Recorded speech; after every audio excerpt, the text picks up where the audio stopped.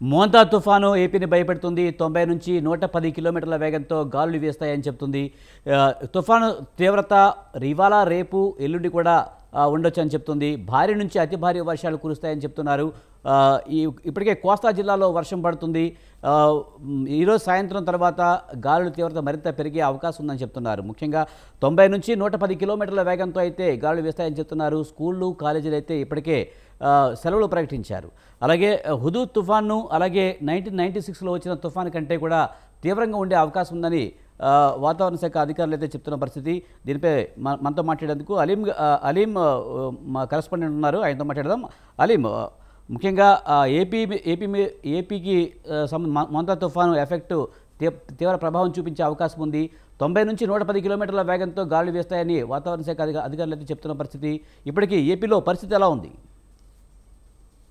ఆంధ్రప్రదేశ్ లో ఏదైతే కూటమి ప్రభుత్వం ఏర్పడిన తర్వాత పెద్ద ఎత్తున తుఫాను ప్రభావం అనేది ప్రస్తుతం కనబడుతుంది. ఈ నేపథ్యంలో పూర్తిగా కూడా తుఫాను ఎఫెక్ట్ నేపథ్యంలో ఏ ప్రాంతంలో ఎక్కువగా తుఫాను ప్రభావాలు ఉంటాయో ప్రభుత్వం ముందు చెప్పి కూడా సూచించింది. ఈ నేపథ్యంలోనే ప్రతి జిల్లాకి ఒక ప్రత్యేక నోడల్ అధికారిని కూడాను ముఖ్యమంత్రి చంద్రబాబు నాయుడు నియమించారు. అంతేకాకుండా ప్రతి జిల్లాకి ఈ తుఫానుని ఎదుర్కోవడానికి అప్పటికప్పుడుగా ఆర్థికంగా ఎటువంటి ఇబ్బంది లేకుండా వారు చేసే చర్యలకు విఘాతం కలగకుండా కూడా ₹1 కోటి వరకు నిధులు మంజూరు చేయడం జరిగింది. ఆంధ్రప్రదేశ్ లో కూటమి ప్రభుత్వం ఆధ్వర్యంలో ఈ తుఫాను ఎదుర్కొనే ఆ పరిస్థితులు, దానికి సంబంధించి జనసేన అధినేత పవన్ కళ్యాణ్ ఒక పక్క నుంచి రెవెన్యూ అలాగే ఫారెస్ట్ అధికారులందరితో కూడాను సమీక్ష సమావేశాలు నిర్వహిస్తున్నారు.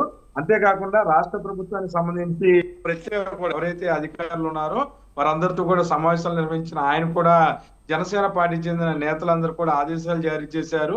ఎక్కడ తుఫాను ప్రభావిత ప్రాంతాలు ఉంటాయో వాటి వద్ద సహాయక చర్యల్లో పాల్పంచుకోవాలని చెప్పి కూడాను ఆదేశించారు. మన పక్కన వైఎస్ఆర్సీపీ అధినేత వైఎస్ జగన్మోహన్ రెడ్డి కూడా వైసీపీ శ్రేణులని తుఫాను ప్రభావిత ప్రాంతాల్లో పర్యటించాలి. ఆ ప్రాంతంలో వారికి ఉన్న ఇబ్బందుల్ని తొలగిపోవడానికి తమ సహకారం కూడా అందిస్తామని చెప్పి కూడాను వైఎస్ జగన్మోహన్ రెడ్డి చెప్పారు. మీరు అన్నట్లుగా కృష్ణా జిల్లాలో ఎఫెక్ట్ ఎక్కువగా ఉంటుంది. కృష్ణా జిల్లా, నెల్లూరు మధ్య తీరం దాటే అవకాశం ఉన్న నేపథ్యంలో ఈ ప్రాంతంలో ప్రత్యేకంగా ఐఏఎస్ అధికారి అమరాపాల్ని నియమించింది ప్రభుత్వం. ఆమె ఏదైతే ఉదయం 10 గంటల నుంచి కూడా తుఫాను ప్రభావిత ప్రాంతాల్లో పర్యటిస్తున్నారు. కృష్ణా జిల్లా కలెక్టర్ బాలాజీ కూడాను తుఫాను ప్రభావిత ప్రాంతంలో పర్యటిస్తున్నారు. ఆంధ్రప్రదేశ్ లో తుఫాను ఎఫెక్ట్ ఎక్కువగా కోస్తా ఆంధ్ర మీద ఉండే అవకాశం ఉంది. గతంలో మీరు అన్నట్లుగా 96లో కూడాను ముఖ్యమంత్రిగా అప్పట్లో చంద్రబాబు ఉన్నారు. అటువంటి పరిస్థితులు ఇప్పుడు కాకినాడలో అటువంటి పరిస్థితులు వస్తున్నాయని చెప్పి కూడాను అందరూ బాధపడే పరిస్థితి కనిపిస్తుంది. ఇప్పుడు విజయవాడలో క్లైమేట్ పెద్ద ఎత్తున కూడా వర్షం పడే పరిస్థితి ఉంది. అంతేకాకుండా ముందుగా అడ్వాన్స్ గా కూడాను ఇక్కడ ఉన్న స్థానిక అధికారులందరూ కూడా ఒక కొత్త ప్రయోగాన్ని చేశారు. వాహనదారులు అందరినీ కూడాను ఉద్దేశించి ట్రాఫిక్ పోలీసులు అవేర్నెస్ నింపే కార్యక్రమాన్ని విజయవాడ సిపి రాజశేఖర్ బాబు చేపట్టారు. అన్ని ప్రాంతాల్లో మైకుల ద్వారా కూడాను పని ఉంటేనే బయటికి రండి, పని లేకపోతే బయట రావద్దు, మీ కుటుంబ సభ్యులతో సేఫ్ గా ఇళ్లలో ఉండండి అని చెప్పి కూడాను సిపి రాజశేఖర్ బాబు మైకుల ద్వారా పోలీసులతో ప్రచారం నిర్వహిస్తున్నారు. అలాగే కృష్ణా జిల్లా ఎక్కువ ఎఫెక్ట్ ఉంటుంది. అంటే విజయవాడ కొద్దిగా సేఫ్ అని చెప్పొచ్చు. కృష్ణా జిల్లా సముద్ర తీర ప్రాంతం చాలా దగ్గర ఉంటుంది. మచిలీపట్నంలో పరిస్థితిని సమీక్షిస్తూ కూడా అక్కడ కమాండ్ కంట్రోల్ ఏర్పాటు చేశారు. ఆ ప్రాంతంలో కొల్లు రవీంద్ర మంత్రి కూడా అందుబాటులో ఉండి అక్కడ సహాయ కార్యక్రమాలన్నీ కూడాను పరిశీలిస్తున్నారు. అయితే ముఖ్యంగా రేపు మధ్యాహ్నం కల్లా తుఫాను తీరం దాటే అవకాశం ఉన్న నేపథ్యం, దాని స్పీడ్ 110 కిలోమీటర్లని రాత్రి తుఫాను హెచ్చరిక కేంద్రం నమోదు చేసిన లెక్కల ప్రకారం చెప్తే ఇంకా దాని స్పీడ్ పెరిగే అవకాశం ఉన్న నేపథ్యంలో అప్రమత్తంగా ఉండాలి. కాలువ గట్లు కానీ అలాగే నది ఎంబడి ఉండే గట్లన్నీ కూడా తెగిపోయే అవకాశం ఉంది. వరి పంట తీవ్ర నష్టం వచ్చే అవకాశం, దాన్ని కూడాను పరిశీలిస్తున్నారు అధికారులు. కాబట్టి తుఫాను తీవ్రతను అర్థం చేసుకొని ప్రజలందరూ కూడాను అధికారులతో ప్రభుత్వంతో తమ సహకారాన్ని అందించాలని చెప్పి కూడాను ముఖ్యమంత్రి చంద్రబాబు నాయుడు కొద్దిసేపటిగా జరిగిన టెలికాన్ఫరెన్స్ లో కార్యకర్తలని, నాయకుల్ని అలాగే ముఖ్యమైన అధికారుల సమావేశంలో కూడా వెల్లడించారు. అంటే మెందా తుఫాను సంబంధించి తీవ్రత చాలా ఎక్కువగా ఉంటుంది. అంటే ఈ వర్షాకాలానికి సంబంధించి వర్షాకాలం వెళ్ళిన తర్వాత శీతాకాలం వచ్చినా సరే ఇంకా తుఫాను తీవ్రత ఎక్కువగా ఉండటం, ఈ ప్రాంతంలో ఈ తుఫాను ఎఫెక్ట్ మీద వరి పంట ఎవరైతే రైతులు ఆధారపడ్డారో వారందరూ కూడా తీవ్రంగా నష్టపోయే పరిస్థితి ఉంది. కాబట్టి వారందరూ కూడాను నష్టపరిహారం త్వరలో ఇచ్చే అవకాశాలు కూడాను రాష్ట్ర ప్రభుత్వం పరిశీలిస్తుంది. అంతేకాకుండా మెందా తుఫాను ఎఫెక్ట్ వల్ల సముద్ర కోతకు గురయ్యి ఒకవేళ గ్రామాల్లోకి నీరు వస్తే దాన్ని ఎలా ఎదుర్కోవాలనే దాని మీద కూడాను ఎన్డీఆర్ఎఫ్ బృందాలని రంగంలో దింపామని చెప్పి కూడాను డీజీపీ తెలియజేశారు. హోంమంత్రి అనిత కూడా కమాండ్ కంట్రోల్ లో కూర్చొని ఎప్పటికప్పుడు కూడా అక్కడ ఉన్న పరిస్థితుల్ని అంచనా వేస్తున్నారు. అంతేకాకుండా రాష్ట్ర వ్యాప్తంగా ఒక అలర్ట్నెస్ అనేది ముందుగానే ప్రభుత్వం తీసుకున్న ముందస్తు జాగ్రత్తల్లో భాగంగా 3 రోజుల పాటు స్కూల్స్ కూడా సెలవు ఇచ్చారు. 27, 28, 29 3 రోజులు కూడా ఆ స్కూల్స్ కి సెలవు ఇవ్వటం, అలాగే హాస్టల్స్ లో ఉన్న పిల్లల్ని తల్లిదండ్రుల వద్దకి పంపించడం కూడాను నిన్న సాయంత్రం నుంచి నిన్న మధ్యాహ్నం నుంచి కూడా అధికారులు చర్యలు చేపట్టడంతో ఆ సమస్య కొద్దిగా అంటే ఎఫెక్ట్ విద్యా సంస్థల మీద తగ్గినట్లుగా ఉంది. ప్రైవేట్ విద్యా సంస్థలు చాలా మంది 3 రోజులు సెలవు ఇవ్వని దృష్టిని ఏదైతే ముఖ్యమంత్రి దృష్టికి తీసుకెళ్లిన నేపథ్యంలో ఆ విషయం మీద కూడాను ముఖ్యమంత్రి సీరియస్ అయ్యారు. ప్రతి ఒక్కరు కూడాను అందరూ సెలవులు ప్రకటించాలి, ఖచ్చితంగా ఎవరిని కూడాను ఇబ్బంది పెట్టవద్దు. ఏమైనా తుఫాన్ అనేది ఏ రూపమైన ఏ విధంగా ప్రజల మీద పడే అవకాశం ఉందో కాబట్టి దయచేసి ప్రభుత్వం సహకరించాలి. ప్రభుత్వ ఆదేశాలని తూచా తప్పకుండా ప్రైవేట్ విద్యా సంస్థలు కూడా పాటించాలని చెప్పి ముఖ్యమంత్రి ఒక వార్నింగ్ హెచ్చరికను కూడాను విద్యా సంస్థల అధికారులకు ఇవ్వడం జరిగింది. వారు కూడా ఈ రోజు ఉదయం నుంచి కూడాను స్కూల్స్ అన్నిటి కూడా సెలవు ప్రకటించారు. ప్రైవేటు యూనివర్సిటీలు అలాగే కాలేజీలు అన్నిటికి కూడాను సెలవులు ప్రకటించారు. దీనివల్ల సేఫ్ గా ఇళ్లలోనే పిల్లలు ఉంటారు, దాని తీవ్రత తగ్గుద్దనే ఉద్దేశంతో కూడాను రాష్ట్ర ప్రభుత్వం ఇటువంటి చర్యలు తీసుకుంటుంది. ఓవరాల్ గా కూడాను మెందా తుఫాను ఎఫెక్ట్ కాకినాడ తీరానికి సమీపంలో ఉంది. రేపు మధ్యాహ్నం కల్లా ఈ తీవ్రత ఎక్కువగా ఉండి ఇంకా భయంకరంగా మారే అవకాశం ఉన్న నేపథ్యంలో ఆ తర్వాత జరిగే పరిణామాలు అంటే పెద్ద ఎత్తున కూడా వర్షాలు పడటం, తర్వాత వాటర్ సంబంధించిన సమస్యలు ఉత్పన్నం అవటం, అంతేకాకుండా డ్రైనేజీ సంబంధించిన సమస్యల వల్ల రోడ్లపై నీరు నిల్వ ఉండటం,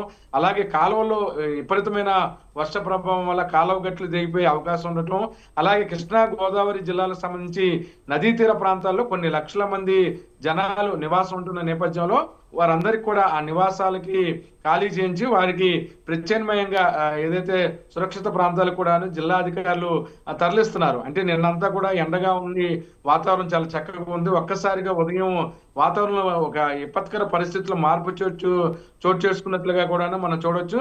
11 జిల్లాలకి రెడ్ అలర్ట్ ప్రకటించడంతో పాటు కాకినాడ, ఉప్పాడ ప్రాంతాల్లో ఉన్న ప్రజలందరినీ అప్రమత్తం చేశారు. ఆ ప్రాంతంలో ఉన్న వారందరూ కూడాను సురక్షిత స్థలాలకి తీసుకెళ్తున్నారు.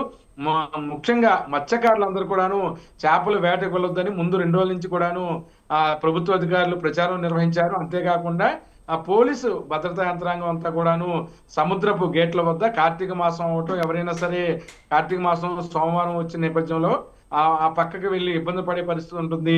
ఒకవేళ ఇబ్బందులు ఉన్న నేపథ్యంలో ప్రజల్ని అదుపు చేయబోతే కష్టం అన్న ఆదేశాలతో హోంమంత్రి అనిత కూడా ప్రత్యేకంగా చెప్పిన నేపథ్యంలో సముద్రానికి వెళ్ళే ఎవరైతే పర్యాటకులు ఉన్నారో వారందరినీ కూడా ఆపివేయడం జరిగింది. అదే అలాగే చూసుకుంటే రేపు ఎల్లుండి కూడా భారీ నుంచి అతి భారీ వర్షాలు పడే అవకాశం ఉందని చెప్తున్న నేపథ్యంలో ముఖ్యంగా విజయవాడలో గతంలో బుడమేరు పొంగింది కదా, బుడమేరు పరిస్థితి ఏంటి, ముఖ్యంగా అధికారులు ఎలాంటి చర్యలు తీసుకుంటున్నారు? ఇంతకుముందు మీరు చెప్పినట్టు గట్లు కొన్ని చోట్ల తెగిపోయే అవకాశం ఉంది. ఈ నేపథ్యంలో అధికారులు అన్ని చర్యలు తీసుకుంటున్నారని చెప్తున్నారు. అధికారులు క్షేత్రస్థాయిలో పర్యవేక్షిస్తున్నారా? ఖచ్చితంగా ఏదైతే గతంలో బుడమేరు సంబంధించిన గుణపాఠాన్ని ఇటు ప్రభుత్వం కానీ ప్రభుత్వ యంత్రం కానీ నేర్చుకున్నట్లుగా ఉంది. ఏదైతే బుడమేరు సంబంధించి కృష్ణా గోదావరికి అనుబంధంగా ఉన్న కాలువలన్నీ కూడా పెద్ద ఎత్తున పొంగిన నేపథ్యంలో బుడమేరు ఉధృతి తీవ్రంగా మారే అవకాశం ఉంది. బుడమేరు సమీప ప్రాంతాల్లో నివసించే వారందరూ కూడాను ఇబ్బందులు పడి ప్రాణాల మీద తెచ్చుకునే అవకాశం ఉంటుంది. ఈ నేపథ్యంలో అక్కడ ఉన్న వారందరూ కూడా సురక్షిత ప్రాంతాలకి తరలిస్తున్నారు. అలాగే మీరు అన్నట్లుగా తుఫాను రేపు ఉదయం నుంచి మధ్యాహ్నం లోపు తీరం దాటిన తర్వాత జరిగే పరిస్థితులన్నింటి కూడాను ప్రభుత్వం అంచనా వేస్తుంది. ఆ తీవ్రత తర్వాత వర్ష ప్రభావం వల్ల ఖచ్చితంగా విపరీతమైన నష్టం ప్రజలకి చేకూరే అవకాశం ఉంది. అయితే ఇది ప్యానిక్ అవుతారు, ప్రజలు ఇబ్బంది పడతారు, వీరు ఏదో భయపెట్టాలనే అంశం కాదు. కానీ ఖచ్చితంగా ఆ తర్వాత జరిగే పరిణామాలు అనేది కొంచెం ఇబ్బందికరంగా మారే పరిస్థితి ఉంది. కాబట్టి ప్రజలు ఎవరు కూడా ఆకతేతనంగా తీసుకోకుండా ఈ ప్రజలందరూ కూడా సురక్షిత ప్రాంతాలకు వెళ్ళాలి. ఆ క్షణంలో జరిగే పరిస్థితి ఏదైతే రవాణాకు సంబంధించి ఇబ్బందులు ఉంటాయి, విద్యుత్కు సంబంధించిన ఆ ఇబ్బందులు కూడా తలెత్తే అవకాశం ఉంది. అలాగే ఏదైతే అమరావతికి చూసినట్లయితే కొండవీటి వాగు ఉప్పొంగే అవకాశం ఉంది. కాబట్టి ఆ ప్రాంతంలో కూడా ప్రజల్ని అప్రమత్తం చేస్తున్నారు. ముఖ్యమైన అధికారులందరూ కూడాను అమరావతిలో ఉండి విధులు నిర్వహిస్తున్నారు కాబట్టి వారికి కూడా భద్రతా చర్యలు చేపడుతున్నారు. అలాగే ఎన్టీఆర్ జిల్లాకు సంబంధించి మైలవరం నుంచి ఇటు పెద్ద ఎత్తున కూడాను బుడమేరు వస్తున్న నేపథ్యంలో దానికి సంబంధించి కూడా గతంలో గట్లు తెగిపోయి ప్రజలు ఇబ్బందులు పడి కొన్ని రోజుల పాటు జనజీవనం అంతా అస్తవ్యస్తమై చాలా మంది కూడా ప్రాణాలు పోగొట్టుకున్న పరిస్థితి. ఏకంగా ముఖ్యమంత్రి 10 నుంచి 15 రోజుల పాటు ఎన్టీఆర్ జిల్లా కలెక్టరేట్ లో కూర్చొని ప్రభుత్వం చేస్తున్న సహాయ సహకార కార్యక్రమాలన్నీ కూడా పర్యవేక్షించారు. అలాగే అటువంటి పరిస్థితి ఎక్కడ రాకుండా ముందుగా 3 రోజుల నుంచి చాలా ప్లాన్డ్ గా ప్రభుత్వ యంత్రాంగం పూర్తిగా కూడా దీన్ని ఎలాగైనా కట్టడి చేయాలి, ప్రకృతి కోపానికి బలి కాకుండా ప్రజలందరూ కూడా అప్రమత్తం కావాల్సిన పరిస్థితి ఉందని చెప్పి అవేర్నెస్ క్యాంపులు నిర్వహిస్తున్నారు. మరి పక్కన ఎవరైతే స్థానికంగా ఉంటారో అంగన్వాడీ టీచర్లు వారందరూ సహాయ సహకారాలు తీసుకుంటున్నారు. అంగన్వాడీ స్కూల్స్ కి పూర్తిగా కూడా 3 రోజుల పాటు సెలవులు ప్రకటించారు. అలాగే హాస్టల్స్, గురుకులకు సంబంధించి పాఠశాలలు ఎవరైనా పిల్లలు ఉంటే వాళ్ళందరినీ కూడాను తల్లిదండ్రులకి సూపర్వైజర్లు, వార్డెన్లే ఫోన్ల ద్వారా వారికి సమాచారం అందించి పిల్లలందరూ కూడా ఇళ్లకు పంపించేస్తున్నారు. ఎక్కడా కూడా ఈ తుఫానుకి సంబంధించి ఎక్కడ కూడా ప్రాణ నష్టం జరగకూడదని చెప్పేసి రాష్ట్ర ప్రభుత్వం భావిస్తుంది. దీనికి సంబంధించి సుమారు జిల్లా వ్యాప్తంగా 269 పునరావాస కేంద్రాలు కూడా ఏర్పాటు చేయడం జరిగింది. స్కూల్స్ అన్ని సెలవులు ప్రకటించిన నేపథ్యంలో పిల్లలందరూ అప్రమత్తంగా ఉండాలి. తల్లిదండ్రులు కూడా బాధ్యతగా పిల్లలు ఎవరిని బయటకు వెళ్లకుండా వారిని రక్షణగా ఉంచుకోవాల్సిన పరిస్థితి ఉందని చెప్పి కూడాను ఆ ముఖ్యమంత్రి సీఎంఓ కార్యాలయం నుంచి కూడాను దీనికి సంబంధించిన ప్రెస్ నోట్లన్నీ కూడా విడుదల చేయడం జరిగింది. కృష్ణా జిల్లాలో కలెక్టర్ తో పాటు జాయింట్ కలెక్టర్, ఆర్డీఓ, రెవెన్యూ అధికారులందరూ కూడాను తుఫాను ప్రభావిత ప్రాంతాల్లో పర్యటిస్తున్నారు. ఇంకా కాకినాడ, రాజమండ్రి ప్రాంతాలైతే పరిస్థితి చాలా దారుణంగా ఉంది. భయంకరమైన ఈదురు గాలులు కూడా వీస్తున్నాయి. ఇక్కడే రాష్ట్ర ప్రభుత్వానికి మరో సమస్య కూడా ఉంది. కొన్ని ఫేక్ వీడియోలు, గతంలో తుఫాను వల్ల దెబ్బతిన్న వీడియోలు కూడాను ఫేక్ ప్రాపగాండా అనేది ప్రస్తుతం సోషల్ మీడియాలో జరుగుతుంది. కాబట్టి అసలు వాస్తవం ఏంటనేది దాని మీద కూడాను తుఫాను హెచ్చరికల సమాచారాన్ని ఎప్పటికప్పుడు రేడియోల ద్వారా, టీవీల ద్వారా కూడా అందిస్తున్నాం. కాబట్టి వాటిని బేస్ చేసుకోవాలి. ప్రజలు ఎవరు కూడా ప్యానిక్ కావద్దని చెప్పి కూడాను మంత్రులు సూచించడం జరిగింది. అలాగే మంత్రి నారాయణ మున్సిపల్ కార్పొరేషన్ శాఖ అధికారులు కాకినాడ, ఇటు రాజమండ్రి, ఇటు విజయవాడ, ఇటు కృష్ణా జిల్లా సంబంధించిన అన్ని మున్సిపల్ కమిషనర్తో మాట్లాడారు. డ్రైనేజీ సమస్యలు ఉత్పన్నం కాకుండా వర్షపు నీరు ధారాళంగా వెళ్ళిపోయే విధంగా కూడా చూడాలని చెప్పి ఆదేశాలు జారీ చేశారు. ప్రకాశం జిల్లా, నెల్లూరు, అనంతపురం, తిరుపతి, చిత్తూరులో డ్రైనేజ్ సమస్య లేకుండా మున్సిపల్ శాఖ అధికారులు సమన్వయంతో రెవెన్యూ శాఖ అధికారులు కలిసి పనిచేయాలని చెప్పి కూడాను మంత్రి నారాయణ ఆదేశాలు జారీ చేశారు. ఓవరాల్ గా కూడా రేపు ఉదయం నుంచి మధ్యాహ్నం ఒక టాస్క్ అని చెప్పొచ్చు. ప్రభుత్వం అంతా కూడా యంత్రాంగం తుఫాను తీవ్రతను అడ్డుకోవడానికి తీసుకోవాల్సిన చర్యలన్నీ కూడా భారీ ఎత్తున తీసుకుంటున్నా సరే ప్రకృతి మన చేతిలో ఉండదు. కాబట్టి ఆ జరిగే పరిణామాలన్నీ ఏ విధంగా కంట్రోల్ చేయాలనే దాని మీద ముఖ్యమంత్రి ఉదయం నుంచి కూడా కాన్ఫరెన్స్లు నిర్వహించే కార్యక్రమంలో ఉన్నారు. కమాండ్ కంట్రోల్ రూమ్ లో డీజీపీ ఉన్నారు. స్పెషల్ ఫోర్స్ దళాలను కూడా రంగంలో దింపారు. మరి పక్కన ప్రధాని మోడీ ఉదయం ముఖ్యమంత్రి చంద్రబాబుతో ఫోన్లో సంభాషించారు. ఖచ్చితంగా ఎటువంటి ఇబ్బందులు ఉన్నా సరే కేంద్ర సహాయం తీసుకోవాలి, హెలికాప్టర్లు రంగంలో దింపాలి, అవసరమైతే నేవీ, ఆర్మీ సహాయ సహకారాలు కూడా తీసుకోవాల్సిందిగా ముఖ్యమంత్రికి సూచించారు. మరి పక్కన రాజమండ్రి, కాకినాడ ప్రాంతాల ప్రజలందరూ కూడా అప్రమత్తంగా ఉండాలని చెప్పి కూడాను ప్రధాని మోడీతో పాటు పిఎంఓ కార్యాలయం కూడా ఎక్స్ వేదిక ద్వారా తమ బాధని, ఆవేదన వ్యక్తపరిచాయి. అలాగే మోంతా తుఫాను హెచ్చరికల నేపథ్యంలో ప్రభుత్వం అన్ని రకాల చర్యలు తీసుకుంటుంది. చంద్రబాబు కూడా ఎప్పటికప్పుడు అధికారులకు దిశానిర్దేశం చేస్తున్న పరిస్థితే కనిపిస్తుంది. కానీ ఎన్ని చేసినప్పటికీ కూడా ముఖ్యంగా కరెంటు స్తంభాలు కానీ, చెట్లు కానీ, లేకపోతే ఇల్లు కానీ కూలిపోయే ప్రమాదం ఉంది. ఎందుకంటే దాదాపు 90 నుంచి 110 కిలోమీటర్ల వేగం అంటే అది సామాన్యమని కాదు. ఒక మాదిరిగా ఉన్న ఇల్లు కూడా కూలిపోయే పరిస్థితి కనిపిస్తుంది. మరి ఇలాంటి నేపథ్యంలో అధికారులు ఇలాంటి వీక్గా ఉన్న ఇల్లు కానీ, లేకపోతే పడిపోయే కరెంటు స్తంభాలు కానీ క్షేత్రస్థాయిలో పరిశీలిస్తున్నారా? మరి ఎలాంటి ఏర్పాట్లు చేస్తున్నారు?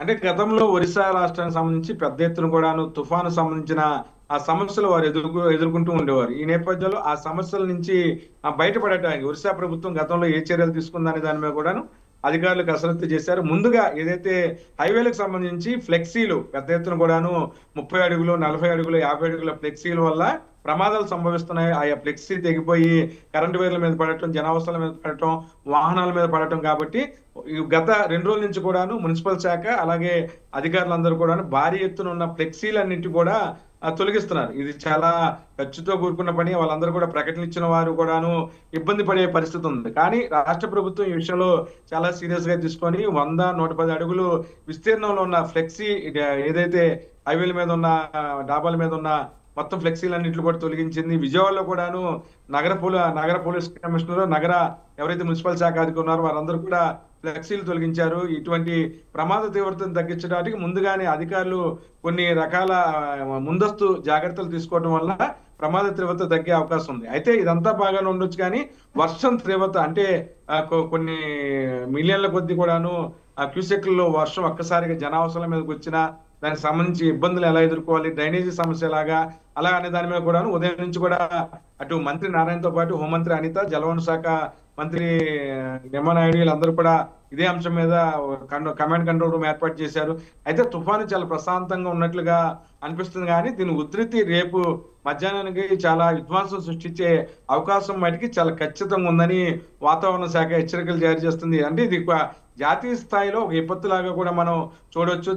దాని తర్వాత జరిగే పరిణామాలు ఎదుర్కోవడానికి ప్రతి ఒక్కరు కూడాను గట్టిగా ఆత్మవిశ్వాసంతో ఉండవలసిన పరిస్థితి ఉంది. అంటే తుఫాన్లు అనేది వస్తూ ఉంటే పోతా ఉంటే, కానీ తుఫాను తర్వాత దాని బీభత్సం తర్వాత జరిగే పరిణామాలు, వర్ష ప్రభావం తర్వాత జరిగే నష్టం, ఆ నష్టం వల్ల ఎంతమంది రైతులు కానీ తర్వాత ప్రజలు కానీ నష్టపోతారో ఆ నష్టపరిహారాన్ని పూర్చే పరిస్థితి కూడాను ప్రభుత్వం చూడాలి. ఆ బాధ్యతని తీసుకొని ముఖ్యమంత్రి చంద్రబాబుతో పాటు ఉప ముఖ్యమంత్రి పవన్ కళ్యాణ్ మొత్తం మంత్రులంతా కూడాను సచివాలయంలోనే ఉదయం నుంచి కూడా కాన్ఫరెన్స్లు నిర్వహిస్తున్నారు.